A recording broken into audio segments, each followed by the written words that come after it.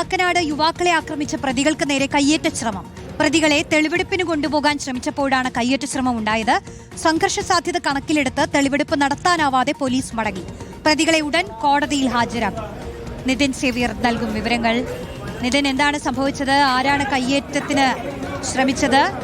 ഇപ്പോൾ സ്ഥലത്ത് എന്താണ് നടക്കുന്നത്? റോസി, ഇന്ന് പുലർച്ചെയാണ് ഈ കേസിലെ കഴിഞ്ഞ ദിവസം കാക്കനാട് യുവാക്കളെ ആക്രമിച്ച കേസിലെ 3 പ്രതികളെ കോഴിക്കോട് നിന്ന് തൃക്കാക്കര പോലീസ് പിടികൂടുന്നത്. പെരുമ്പാവൂർ അനസ് എന്ന സുപ്രസിദ്ധരായ ഗുണ്ടാ നേതാവിന്റെ സഹായി കളമശ്ശേരി സ്വദേശി ഷെഫിൻ പൂക്കാട്ടുപണി സ്വദേശി ഫഹദ് കോഴിക്കോട് സ്വദേശി ബെന്നി എന്നിവരെയായിരുന്നു ഇന്ന് രാവിലെ പിടികൂടിയത്. അതിനുശേഷം ഉച്ചയ്ക്ക് ശേഷം ഈ സംഭവം നടന്ന ഇഞ്ചിയ ക്വാർട്ടേഴ്സിലേക്ക് തെളിവെടുപ്പിനായി കൊണ്ടുപോകാൻ പോലീസ് സ്റ്റേഷന് പുറത്തേക്ക് ഇറക്കിയപ്പോഴാണ് വലിയ തോതിലുള്ള സംഘർഷാവസ്ഥയിലേക്ക് കാര്യങ്ങൾ പോയത്. ഈ മർദ്ദനമേറ്റ യുവാക്കളുടെ സുഹൃത്തുക്കളും ബന്ധുക്കളും നാട്ടുകാരടക്കമുള്ളവർ ചേർന്ന് പ്രതികളെ കയ്യേറ്റ ശ്രമം നടത്തുകയായിരുന്നു.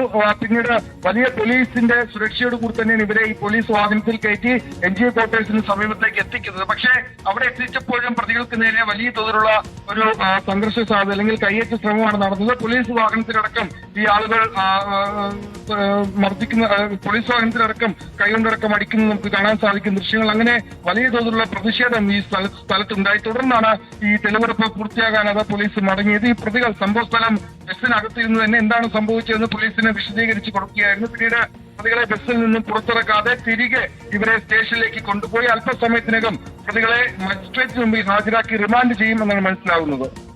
ഓക്കെ, ശരി. നിതിൻ സേവ്യറാണ് വിവരങ്ങൾ നൽകിയത്.